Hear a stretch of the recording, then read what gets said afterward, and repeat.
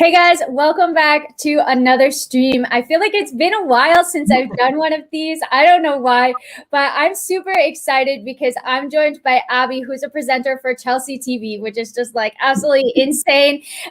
I'm geeking out right now. Abbie, thank you so much for joining me. Thank you so much for having me. How are you? Yeah, I'm doing good. I will be honest, I was not in the best of moods after the game yesterday. Yeah. But I feel like I've recovered a little bit. I'm feeling more positive for the Champions League final. I know that we have a lot to talk about as well. Hey, Jam, thanks for joining. So let's get right into it. I want to ask you about the game yesterday. Like, overall, how did you feel about it? How did you feel that it went? I felt really frustrated, to be honest, because it's a game on paper that we should win and fairly comfortably as well. And for the first 25 minutes, we were superb. I thought we started with real urgency. We were peppering the goal.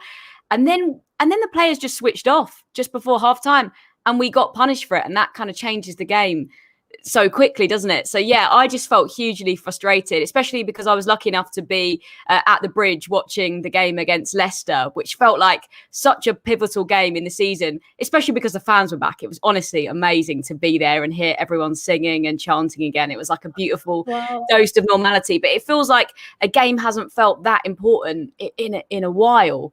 So for them to put in such an amazing performance earlier on in the week, and then the one we saw against Villa was, yeah, I just felt a little bit deflated by it, to be honest. But we got top four, which we know is the main thing.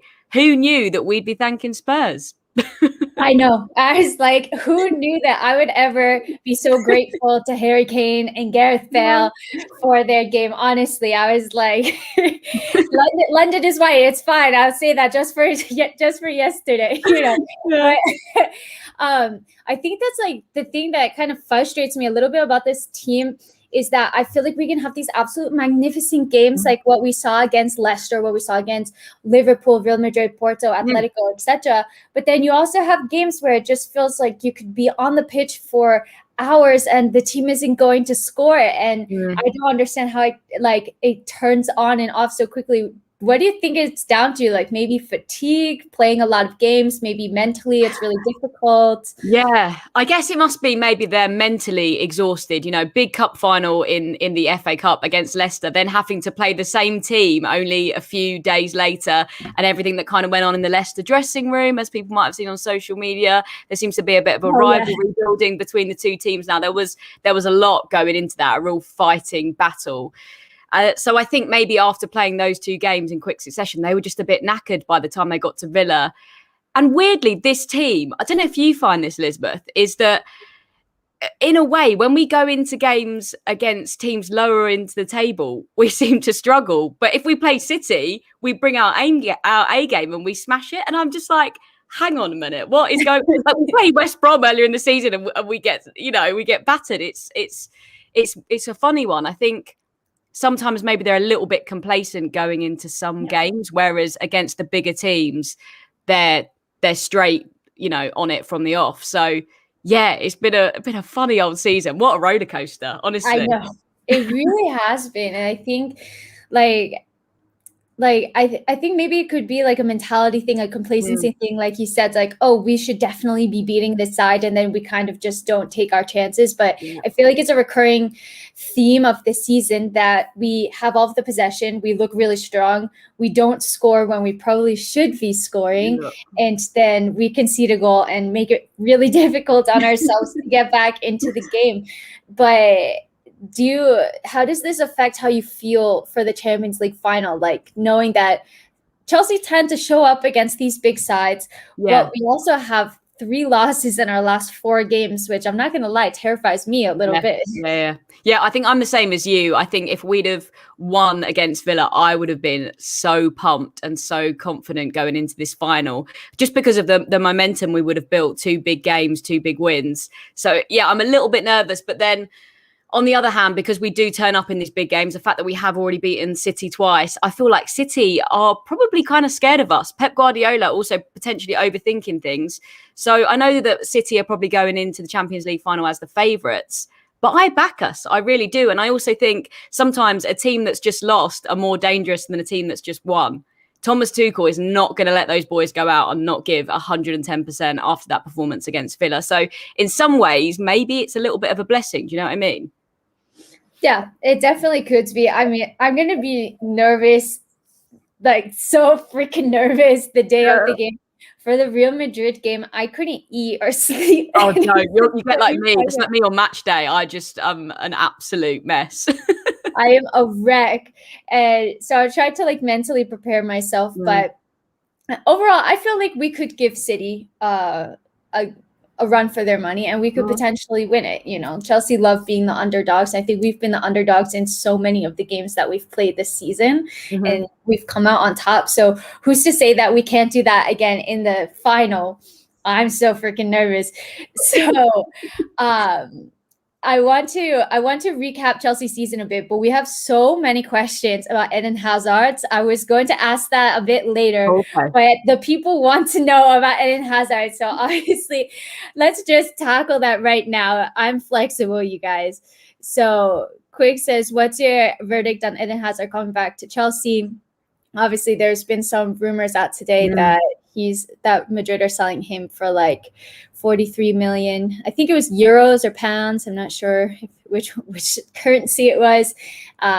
I feel really bad for him because I live in Madrid. I live in Madrid, and so I see a lot of the newspapers, the news on TV, the fans that I talk to. Nobody's really happy with Eden Hazard, and it breaks my heart because he's such a special player. So, Abbie, would you take Eden Hazard back at Chelsea? Oh, I honestly don't know. My heart is so torn because if it was the Hazard we all knew and loved, I think it would be a straight up yes. But I think he's a different player now. You know, he's injury prone. He's and he has left Chelsea. I think sometimes as fans we can feel really nostalgic, but it's kind of that thing, isn't it? Don't get back with your ex. I feel like sometimes maybe I want this beautiful memory that I've got of Hazard to stay as it is, and you know, not the pressure of him come back to the club and maybe not perform. But then saying that, it's just so difficult, isn't it? Because he's such a world-class player, obviously one of Chelsea's greats. So sometimes I feel like, why am I saying I don't want him back? I am really torn. And I think as fans, everybody is. I do think what we need to sign is like an out-and-out killer striker, like a goal machine. Yeah. And I think it would make sense for us to sign somebody younger, kind of coming through and develop them so they can stay at Chelsea for a really long time. Obviously, Chelsea have been really linked to Haaland. That would be absolutely amazing if that could happen. You know, a player of that kind of caliber. I mean, obviously Kane's just gone on the market. I don't think we're ever going to get a Spurs player, but never say never. So yeah, I'm really torn. What do you think? I'm torn as well because my heart says yes, but my head says, I don't know. I just feel so bad for him because I see that he's not really happy in Madrid and it just didn't work out. And I know that he pushed for it. It was his dream move. He wanted to work under Zidane. But at the end of the day, like, I don't know why it's not working. Like, if it's the medical team that he can't seem to get right, if it's like how many knocks he's taken in the Premier League and he's just like this, if it's the pressure, like, I will say I didn't realize in Madrid there is a very big pressure for Real Madrid and the fans are very Madrid.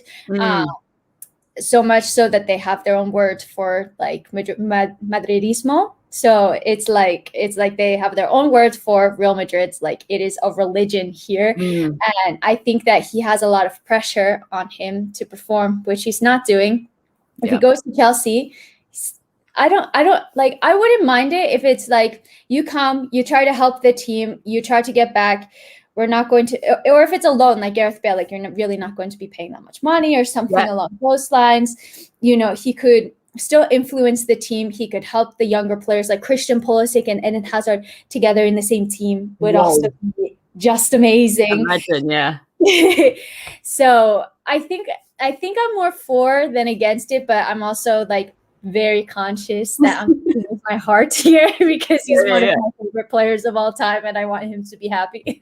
Yeah, I'd love to know though what everyone watching thinks, because Yeah, one day I'm like, yep, let's sign him. It makes complete sense. And then the next day I'm like, no, we need to leave it in the past. We need to move on, you know. Let's see. It's really split. So James says Hazard just pretended to be bad in Madrid so he can come back for less and help us gain profits. Love that. Nicholas says it's not the Hazard we had. Yeah. Which is true. Yeah. Kyoto says I feel like he won't be the same. Quake says Eden Hazard will be on form. Trust me, he was injured and his form dropped, but the more he plays, he'll be on form. He's our top scorer. So Tammy says the only problem is he's getting old. So yes, what I was saying about signing a younger striker and kind of and staying with them for a while. I get that point. Yeah. So kind of going on to that, I do want to talk about the summer window, but before we do that, I want to kind of rate Chelsea's season as a whole and then kind of identify where there's plugs to fill. So overall, you said it's been a bit of a roller coaster ride. What would you rate Chelsea on like a letter grade, like A plus, etc.? And is it in line with your expectations for the start of the season? Oh, that's a really good question. What would I give them a grade? I'm going to say an A, because I think where we were at one point in the season, it looked like it was not going our way big time. Obviously, we all had an emotional goodbye to Frank Lampard. And then it feels like since Thomas Tuchel's come in, we've just totally transformed our season back around. Yes, we had a bit of a dip with losing in the FA Cup final, but I feel like where we're finishing the season, this is just absolutely incredible. Top 4. So it's, you know, Champions League football next year, Champions League final still to play. You know, I think it's amazing. It feels like it's been quite a historic season for the club as a whole as well. Like the women's team continuing to kill it. I know obviously they didn't get the result they wanted in their Champions League final. Barcelona were just absolutely unreal. But I feel like the experience they've gained from that, if they get into the competition next year, Chelsea could be the favourites. I feel like they're going to learn a lot from that experience. So yeah, although it's been a roller coaster of a season, I'm pretty happy with where we ended up, to be honest. I think because we're so lucky. Chelsea's an amazing club with winning in its DNA. You know, we always want to finish top 4 and we always want silverware, don't we? And we might just get that. So I'm feeling pretty pleased, I think. How are you feeling? Yeah. Sorry, I'm just laughing at this comment. So American, Ellie. Great. What would you call it? I don't know. A mock? Yeah, I don't know. Oh my, a mock. That sounds really British. Yeah. I always my mom says I was born in the wrong country because I was like obsessed with England when I was younger, and I was always trying to do British accents and stuff. It's so funny. So yeah, great. I would never have thought of that. Yeah. I agree with you because at first I thought like B+, but then I was like, we're in a Champions League final. We reached the final of the FA Cup. Like, you can't give a B+ for that. It has to be at least an A, even if you don't win the trophy. And I think like what I try to be rational about, and what I think a lot of people might not take into consideration as much, is that, you know, yes, we did sign 200 million worth of players, but these players are also very young, and even players like Ziyech, who I thought was going to take off right off the bat, he really hasn't had the season that I expected, because it's just been such a difficult adjustment, not only to the Premier League, but it's just been a weird year in the Premier League as well, where you have so many games, you're playing so every couple of days. That must be incredibly difficult mentally, physically. You're confined, you can't really interact with people. I feel like it's just been a very weird season. And on top of that, you have young players, and you're buying, I don't know, 5 or 6 new players out of 11 that are all trying to fit into this starting 11. It's going to be difficult. It's going to take time for them to gain chemistry, understanding, to figure out who works best, what system. And I think we're kind of seeing that we don't really know who's the best starting 11, who's the best attacker out of them. So my expectations were, you know, I want to get top 4, but I kind of understand that this team is going to struggle a little bit in the season, and I was mentally prepared for that. So to reach a Champions League final is insane, honestly. Yeah. I'm just looking through some of the comments that people are saying. Chelsea Fanatic says, I'm worried about the final because these players are a bunch of losers who don't have a bottle. Oh, no. I know. I mean, the fact that we've lost 3 FA Cup finals now in 5 years is very frustrating. But I think there are real leaders in this team. Although, like you mentioned, there's a lot of young players. There are some real leaders in this team. We've obviously got Azpilicueta, we've got Thiago Silva, all of those characters who I think will really come into their own going into a Champions League final. I just think if the players bring their A game on the day, we could sneak this, but we can't do what we did against Aston Villa and just switch off or get mentally drained. We have to be so mentally plugged in and final ready. Yeah, it's not going to be easy, but there's also like a stat out there that no team really has gone into a final and won it the first time. Like Man City, it's their first final, so perhaps they could feel the pressure as well. I do think we have leaders like Mace, Reese as well, but it's still a developing team, which kind of brings me to a great transition for our next topic. So we've kind of identified that, we had a good season. You spoke about how we need a striker up front. Giroud is out. It seems Tammy is leaving as well, which I'm quite surprised about, to be honest, because even if you don't necessarily see him as like the starting striker, I do think that he still can score goals, and Chelsea lack goals right now. Yeah. But is there anybody who you think that Chelsea can realistically get, or who's like on your wish list for that position? I'm the same as you, by the way, with Tammy. I think it's really sad to see him not really in Tuchel's plans. I think Tuchel's been so amazing tactically, and every time he kind of puts out the starting lineup, I'm like, yeah, I get that. I can see why you've done that. But when you sometimes look down and you don't even see Tammy on the bench, that is pretty heartbreaking. He was a key player for us last season. And with the transfer ban and everything, we genuinely relied on him so much for goals, and he provided that, and he was brilliant, and he is Chelsea through and through. Coming through the academy, absolutely loves the team. Even now, when he's not playing, he's still so supportive of the guys, and I think that's so sweet. So an amazing player, but also a great character. So I feel like if he doesn't play for Chelsea, I wish him all the best for wherever he goes to, and I'm sure we'll live to regret it. We'll probably play a game against him and he'll score a couple of goals and we'll be like, yeah, we're sorry about that. But talking about the summer and who we'd like to sign, I'd love to sign Haaland. I mean, I guess as would everybody, because the guy is just a goal machine, isn't he? And he's such a big kind of physical striker as well. And I think Timo Werner plays best with another striker as well. He used to play with one at Leipzig who was kind of that big build, and they would kind of play off each other so Timo could make his runs and stuff. So I feel like maybe them as a duo would solve a lot of problems, because I feel like where Timo maybe isn't always scoring, he's assisting, so they could kind of work together.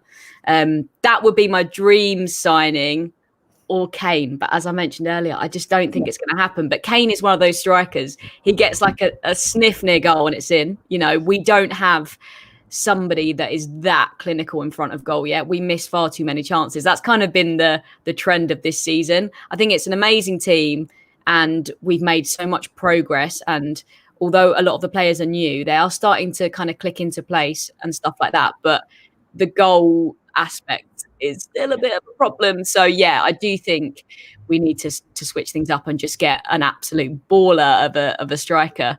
Who have you got your eye on? Who would you love to sign? Well, like honestly, I think for me, like you, like my top are Haaland and Kane. But the problem is, I think Dortmund have said they're not selling Haaland because they qualify for Champions League. So never say never, right? Like maybe, I don't know if Chelsea are necessarily going to go spend, however much Haaland would cost with the agent fees, 150, 200, something like that. Yeah, and Harry Kane is, I think he's an incredible player. He just got the most goals and assists in the Premier League, which is insane. And I think whichever team he goes to is probably going to win the title. I think he's that good to improve a team. And I don't think that Tottenham are going to sell to Chelsea at all. And I think I read somewhere that Harry Kane even said like, oh, I wouldn't go to like a direct rival like a Chelsea, which kind of leaves it open to Man United and City. And And did you see he was saying that he'd like to play with De Bruyne? They said like pick one player in the Premier League you love to play with, and he said De Bruyne. So by doing that, he's kind of said, City, you know, give me a ring. So I just don't know if we'd get. I do think Daniel Levy, the owner of Spurs, just would never sell to Chelsea, even if we offered 3 times as much as Kane's worth, if we even had the money to do so. It's just the rivalry is a little bit too real, isn't it? I think. Yeah. No, because like you say, I think he's the kind of player he'll come into a team and then whoever has him will win the Premier League. He's just that caliber, isn't he? Like, so I'm worried if City get him because they will just be. They're already too good. Like, I know, horrible. We need to even it out a little bit, please. Give somebody else a chance of winning the Premier League. So I've also seen Lukaku. I think like he could be a good signing as well. If Conte stays at Inter, I don't think it's going to happen. There's been shouts for Lewandowski. He could be a good option. That would be amazing. He's again another goal machine, isn't he? Who could transform a team, definitely. Yeah. Like he's still on. Like I had my doubts about Thiago Silva for his age, and I shouldn't have because he was amazing. So I'm never going to judge a player off that. Again, I think that Lewandowski could completely come in and do a job for Chelsea and just raise the level that much more. So it will be interesting. I mean, there are options. How feasible they are, we'll see. But I do think that, especially with Chelsea having seemingly 2 outgoings, we're going to be buying somebody over the summer. Yeah, definitely. You're so right about Thiago Silva, though. I thought the same, but I love the way he's come into this Chelsea side, and already he's Chelsea through and through, isn't he? And have you seen his wife as well? Oh she's my getting involved in socials. I absolutely love her. Bella is there, and yeah, she's there. She loves all the drama. She was hating on Spurs the other day, then she was thanking Spurs like us, and you know she's doing this, she's doing that, and I'm like, yes, we love the Silva family. I was laughing. I joked that she was like the best signing that Chelsea made this season because she's just so funny. She's I was like, you're a true blue. Like it's so great to see. Like that family is iconic. I love them. They really are. I want to go on a night out with her. At one point, we'll all have to go on a night out. I feel like that would be very fun. Yeah, that would be amazing. I'm in. My friend Jem got a picture with her. I'm not jealous at all. Oh, I'm really jealous. Oh, because apparently she was at the bridge for the Leicester game, and I heard that she turned up and security didn't recognise her straight away, so she got turned away, and then loads of fans were like, "That's like Mrs. Silva," and they were like, "Oh, I'm so sorry. I'm so sorry." Like that's awkward. I need to be the security guard, honestly. What I would give to be able to go to the bridge, honestly.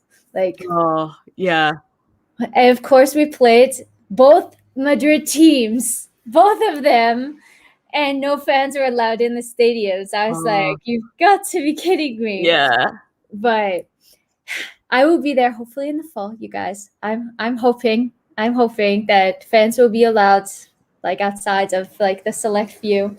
Thank you so much. That's so kind of you. Hey. So we kind of talked about this season, some summer targets as well. I think in addition to a striker, maybe a DM. I know like Declan Rice is on a lot of people's radar. Even some people are saying like a Tammy swap deal for Rice. Is that something that you would consider, like Tammy plus cash for Rice? I do think Declan Rice would be an amazing signing. I think he's such a great player, and Mason Mount would definitely be happy as well, wouldn't he? They're obviously really good friends, and they've kind of come up together. So that would be really cool to see. And I feel like the pivot and in midfield, I feel like we were really strong for a while, but for me, against Aston Villa, Jorginho was really off the mark, and I think sometimes he's one of those players when he's on his A game, he's unplayable, like just absolutely killer passes, completely controls the tempo of the game. But then every now and again, he does have these stinkers where you're like, oh no, this is not good.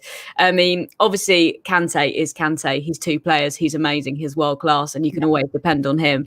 But he sometimes gets injured. I think we've really missed having Kovacic in the team as well, because he just the way he drives the ball forward, and he's so good with the ball at his feet. I think he's an amazing player. But I think to have an option like Declan Rice in the middle of the park would be amazing and actually make a really big difference to us, definitely. Yeah, I think like even though he's young, he's already captaining West Ham. We're seeing he's so sturdy. He's vocal. So we talked about Chelsea maybe needing some more leaders on the pitch. I think that he's somebody who would definitely bring that. And for me, I think it's a position that we really need to look to reinforcing, just because like I really didn't like the look of that Jorginho and Kovacic pivot against Aston Villa. I don't want to take it too at hand because I know Kovacic is still coming back from injury. He does look a little rusty, but that's completely to be expected after being out for a month. And Jorginho, I feel like you said, I have the same sentiment that he can just have like amazing games or really bad games. I don't feel like there's much in between. And as much as I adore N'Golo Kante, he's getting older and we're seeing that he's starting to get injured more. So we can't rely on him for every single game as much as we would absolutely love to. So I think that Declan Rice could be somebody very interesting, and I hope that Chelsea can get that deal done because that would be amazing. So I'm trying to think. A transfer window of Eden Hazard, Declan Rice, and maybe some sort of striker, one of the aforementioned. I think that would be a pretty good window. I imagine that would be absolutely killer, wouldn't it? Okay, hang on. I'm going to flip it around to you. If you could only pick one of those transfers, who's like top of your list? What do you think we need the most? Striker, somebody in midfield? Oh, that's a really difficult question, Abbie. I think we need a striker the most. Yeah. I think we need a striker the most. So I would go for a striker because I think this team is lacking goals. But I also think that, and this is kind of like on the side, that we're playing this 3 at the back, I think also because to protect that midfield pivot, which kind of, I think, makes the pivot look strong and kind of hides their weaknesses a little bit. And in the future, I would like to see 4 at the back at some point, just to have like an extra attacking player on the pitch, because that could also potentially help with the lack of goals as well, just because you get one more player in for a defensive player. But I think I'm going to go striker. That was a really good question. Yeah, we need an out-and-out striker, don't we? But we'll take them all if we can. Right. Just give us all of the signings. That's perfectly fine. So looking ahead to next season, what are your expectations? Oh, I think we're going to have a really good season next season because we can build on the huge progress that we've made this season. I feel like I'd like to see us a little bit higher up the table. I would like to I honestly think if we make the right signings and we continue on the level we are, we could be in with a shot of like winning the Premier League, or at least genuinely challenging for it. I would love to see that. And as always, some silverware. So whether that is getting to Champions League final again or maybe an FA Cup, we'll see. But I feel like because we've had such an amazing season, I'm expecting even bigger things, next year. I didn't expect a lot really this season because, at one point it was looking like things were not going our way at all. So, I think next season could be pretty huge for our football club. What do you think? Yeah. Well, this season I was like, if we get past the round of 16 in the Champions League, that is a success because we haven't done that in so many years. I would like to be challenging for the Premier League and closing the gap between Man City. They have been dominating it for far too long, and I want to see that progression. And like you said, I think a trophy, hopefully we can get. I want to see Chelsea, I think, becoming more regular contenders in the Champions League and consistently reaching the semifinals and the final, like we've kind of seen Real Madrid doing the past couple of years. I want to see that for Chelsea as well. So I think that would be my goal, and I think that it's probably doable, especially if we already have this team. Tuchel hasn't had that much time with them, and look where he's brought them to already. So just imagine with the summer is probably going to be short because of the Euros. I forgot, like, not really much of a preseason because of that, but I think that he can work magic with this side, honestly. So I'm excited to see what's ahead. I'm already ready for the next season. I already feel pumped. I'm with you, I think. So last couple of things. I do want to talk a little bit about the big, massive game that's happening this weekend, the Champions League final. I started supporting Chelsea the year after the Champions League win, so I missed the first one that we won, which is just a bummer. So this is my first final, so I'm really, really excited. But like, who starts for you in this game? Oh, that is a big question. I'm really hoping Mendy starts. I'm hoping he's okay. I've been reading a little bit about him today. It feels like, I don't think his ribs are broken. They're just quite badly bruised. So I'm hoping that he's okay. Thiago Silva starts for me. Azpilicueta. Reece. I wonder where Reece. It'll be interesting to see where Reece James plays, because actually he can play anywhere. He's proven in the last few weeks. For me, though, he does play better in the wing back position, so I'd like to see him there. I actually thought Havertz looked quite bright when he came on against Villa and actually created chances, whereas I felt like before some of the players got a little bit lazy and were just trying the same route and it wasn't working. He was kind of trying to go a bit more direct and take on players. So actually, I'd quite like to see him start. Mason Mount, of course, has to start. Don't know how I've taken so long to get to him. I kind of, because he's got to start, hasn't he? He's the first name on the team sheet always, just for the work rate that he puts in, always creating chances. And he could always be man of the match. He's just phenomenal, isn't he? So he definitely starts. For me, it's going to be interesting to see who starts in the pivot, because I'm really, really, again, rooting for Kante to be fit enough. I'm hoping for Kante and Kovacic. Remember when they played against Porto earlier on in the Champions League, and they were a fierce combination. I'd quite like to see that. I don't know. Maybe Ziyech could start as well to create something. I was thinking about that, because he hasn't been and playing. He played in the final before as well. Yeah. He's not, so he so I has feel like the he's ready. experience. Yeah. He's been performing. I don't feel like he's necessarily performs amazing in any game, but he has these moments where he can just pull something out of nothing and score or create a brilliant chance. And so it's really difficult, because I think the defense is more or less tacked on. But for the pivot and the attack, it's like, who do you really start? Because I feel like the pivot, you could go for anybody. I don't really know who our best pivot is. Like, I know Kante and somebody, but who that somebody is, I don't know. And for the attack, we've just been changing it so much. I didn't think Pulisic looked good against Villa. Timo Werner can be. I think he creates a lot. He has like these good chances, but then he just misses a lot of chances. And can you afford that in the final? Yeah, that's the dilemma, isn't it? But it's like, I do think we play better when he's on the pitch, but just because of his energy, and he creates chances, although sometimes he doesn't put them away himself. So for me, I think he starts, but I dread to think what will happen if, he misses a key chance in the final. Like, I'm hoping this is like his redemption game. He scores an absolute worldie in the Champions League final. I mean, wouldn't you just love to see that? It'd be incredible. Oh, yeah. 100%. I mean, I just feel for the guy. He's been scoring goals, but they've just been offside. It's like, you're getting the ball in the back of the net, but I think, if he just times his runs a little bit better. But I mean, so I think we're saying maybe Werner, Havertz, Mount as the front three. Yeah, potentially. And then you still have Pulisic and Ziyech who can come on and they can affect the game as well. Yeah, I think that makes sense. I'm going to be nervous no matter who's playing.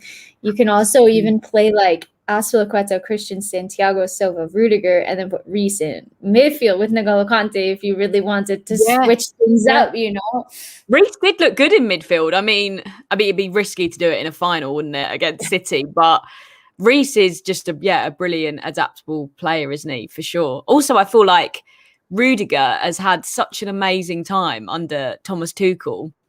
I think I actually, if I'm being completely honest, did doubt him a little bit, but he's totally, worked all the mistakes out of his game, and he's just activated beast mode. Like, he's such an excellent man marker, isn't it? Nobody can get past him at all. He's good in the air. He's so physical. And also, I love watching him because he's one of those players that just winds people up, but he does it just enough that he gets away with it. And I think that's quite a skill as well. Yeah, I said that as well in one of my videos, that he kind of knows exactly where the line is, and he knows what he can get away with, what's tiptoeing on it. And I just love that sort of like great, like a Diego Costa type player. I love Diego Costa. It was a type of player that I hate. When we lost against Atletico, I think it was in the Champions League, I was like, oh, I hate this guy. He's terrible, whatever. Then he signed for Chelsea, and I was like, yes, because he's just like one of those players you hate to play against, but you love having in your team. Exactly. Oh, that was really winded. I'm like, oh. But yeah, he's really impressed me. I didn't think that he was going to stay at Chelsea. I thought he was going to be one of the players surely to leave over the summer, and he's completely done a 180 and turned it around. I think that he'll definitely show up in this Champions League final. So let's see. I don't know. I'm very nervous. If you had to pick one player who you think is going to be the absolute key for Chelsea, who's that player for you? Oh, that's a good question. I mean, my go-to would be Mason Mount, just because I think he has been our go-to player all season, obviously winning the Player of the Year award. But I just think he always makes the players around him play better, and he's just so consistent. Whatever game, if you need that little bit of magic, or you need someone to create a chance out of nothing, you kind of turn to Mason Mount, and normally he brings it. So I guess it could be him, but obviously that's a big ask. He's only 22. It's a Champions League final, but then the way he acts, you kind of see him already as a future captain and a leader and a world-class player. So I do believe that he can bring that. Yeah, I totally agree. To just be a little bit different, I do think it's going to be Mace. But if I were to give a second player, N'Golo Kante, I think for me, if he's fit, even if he's 50%, a 50% N'Golo Kante is still an incredible player. Like let's not joke around here. So I think that we've kind of seen what we're missing when he's not playing, and that we've really missed him in the past couple of games, his ability to break up the play, to shield the defenders from danger. But not only that, I think like his progression of the ball is a bit underrated. Like he's gotten way better at that. And I don't remember which goals it was for, but it was, I'm not sure which game it was, but it was like a game where he was integral to the 2 goals, the lead up play to the 2 goals that Chelsea scored, because he progresses the ball and passes it. Sometimes his pass isn't fantastic, but I do think like that's an area that he's getting better in, and something that's really impressed me is like how he's starting to move the ball from midfield to the attack and get involved in that sense.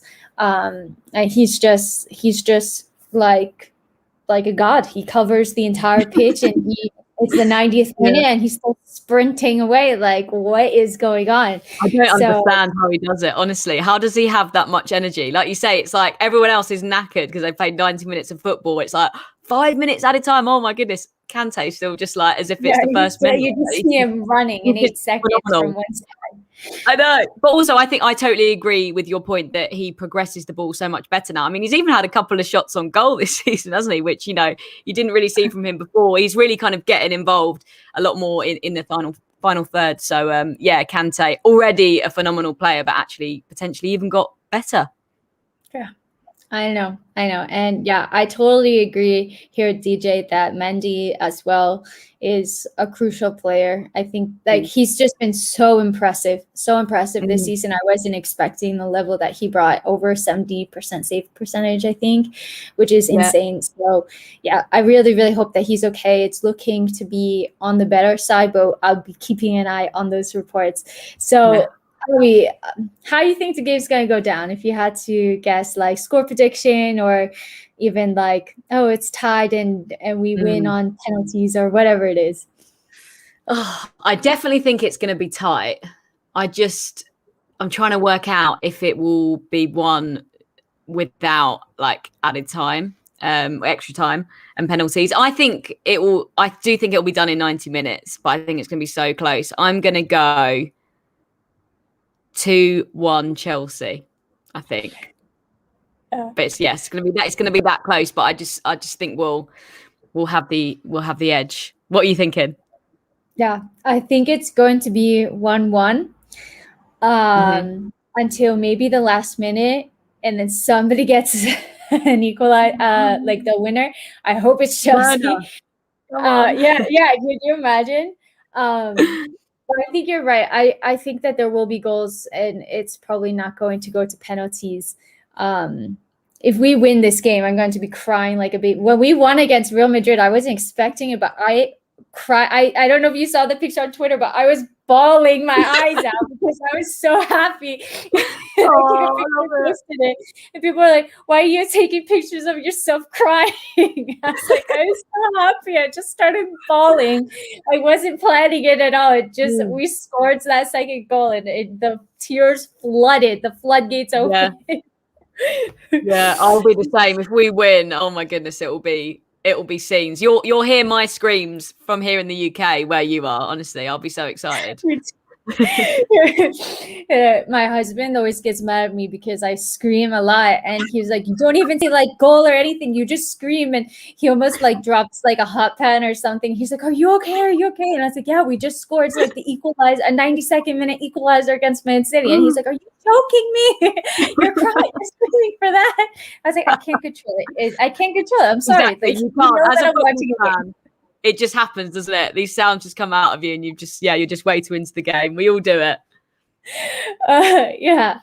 Oh man, I'm hyping myself up so hard for this game. So, Abbie, just to close out this stream, I do want to talk a little bit about you and your career. So, how did you start working in media?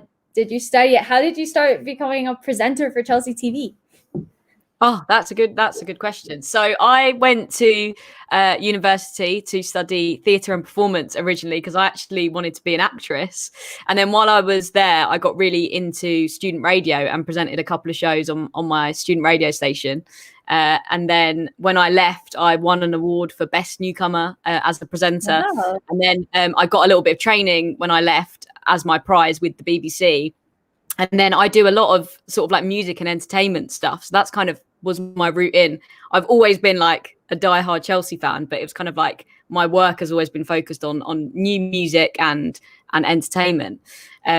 So I do a BBC introducing show, which is all kind of focused on new music, and I kind of pop up on various shows on TV and things like that. And then when it was the Women's World Cup, my manager got an email from Chelsea asking if I'd like to go and track the women's team, all the different players playing for their international teams, which obviously I said a yes to as soon as I saw the email, and I kind of couldn't believe it. So that was my first kind of job working for Chelsea. They'd seen that I was quite active on socials, talking about Chelsea, the men's and the women's team. And yeah, got to go all over France watching games for the Women's World Cup and seeing just what a fantastic squad that we've got. And then, yeah, we've kind of like kept in touch, and then started working for Chelsea TV early last year. And obviously it's just like a dream come true, like to work for your football club. It's not really a job, is it? It's just really fun, and I kind of can't believe it's true, to be honest. But that's the thing, I always feel so lucky because I'm a huge music fan, and I'm a huge football fan, and a huge Chelsea fan. So the fact that I get to do both things in my job is amazing. Oh my God. And do you get to like interview the players, or what does your day-to-day entail? So a lot of it is we'll do special build-up shows before the game. So all the Premier League games, we did one for the FA Cup. We've got one coming up for, of course, Champions League final. So it's normally me and then a few other guests. We will get everybody excited for the game, and then we do a breakdown in the half-time and then a wrap-up at full-time as well. And then, more recently, I've started to get to interview players and kind of pop up on other shows representing Chelsea as well. So yeah, it's been amazing so far. I feel like because I've joined Chelsea TV like fully kind of during the pandemic, I've maybe not got to hang out with everybody as much as I'd like to.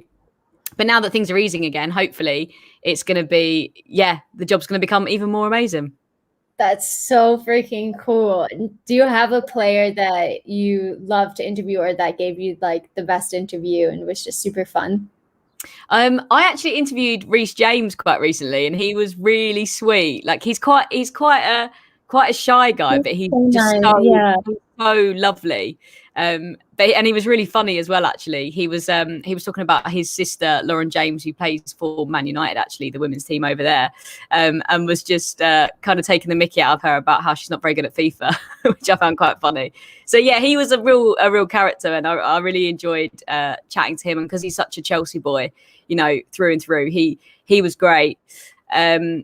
And then recently, this one actually blew my mind, and I can't believe I'm saying this out loud, is we were joined on our show Matchday Live by Gianfranco Zola, who is my all-time favourite Chelsea player. I just think he's an absolute icon. And we were just hanging out like this, and I was like, that's Zola.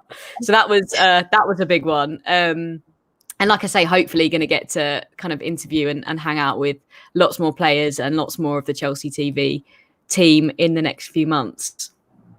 Wow. I like if I got to interview like an Eden Hazard or an Azpilicueta, I would freak out. I don't know if I'd be able to do it. I would just be trying not to faint at that point. and like I know a lot of the people that watch my channel, they have their own YouTube channels, or they're trying to get into the media industry. So what advice would you give to anybody trying to break into it or get a job in football or sports? Well, I would say they're doing all the right things. If you've already got your own YouTube channel, or you're sharing, you know, reaction videos on Instagram, or you're like the person that's always tweeting during games, you kind of already are that person. It's an amazing world that we live in now, where you can create your own opportunities, can't you? You can go on Instagram Live, you can go on YouTube, you can do all these things to get yourself noticed. So I would say basically just keep up the good work and make sure you're connecting with as many people from the football community as possible as well. I think for a long time I was just very obsessed with Chelsea, which I still am, but I like definitely try and keep up a little bit more across the Premier League now, which has obviously led to some more opportunities and things like that. So I think if people can do that as well, that's really good. But yeah, I think it's just about making your own opportunities, keeping busy, making content that's different and exciting as well. Like if you have a niche in your content as well, I think that's really important, because you know, a lot of Chelsea fans are taken to Twitter and raging at certain games and getting really excited at other games. If you can find a way to maybe like put your content out there in kind of like different innovative ways, I think that's going to make you stand out as well. But I love our like Chelsea community. I think there's so many people that I've like connected with, even especially this year, I think, because we've not been able to like be at games, or, you know, even it's mostly us all watching it at home, isn't it, with whoever we live with. Some people maybe on their own. So it's been an amazing year, I think, to connect with even more people. And I think there's so many talented people in the Chelsea community who, I mean, obviously like yourself, but, you know, people who make videos, people that are always tweeting loads of content that I enjoy. So yeah, everyone just keep up the good work, basically, and follow me, and I'll check you guys out. Yeah, definitely. So I have your Twitter in the description of the stream as well, and that's really, really great advice. I think you know, I'm definitely going to take that to heart and try to play as much as possible. So Abbie, thank you so much. I've enjoyed this stream so freaking much, and I really appreciate you taking out time of your day to hop on my channel and talk about Chelsea. It's been so fun. So really, thank you. Thank you to you. I've had so much fun. Let's do it again soon. Awesome. Well, guys, thank you so much for watching. Lots of content here planned for this week, leading up to the I was going to say the semifinal, the final of the Champions League. So be sure to check out this space. Keep watching, subscribe, whatever. You guys know the drill by now. Thank you for taking time out of your day to watch the stream. I hope that you enjoyed it. And until next time, I'm out.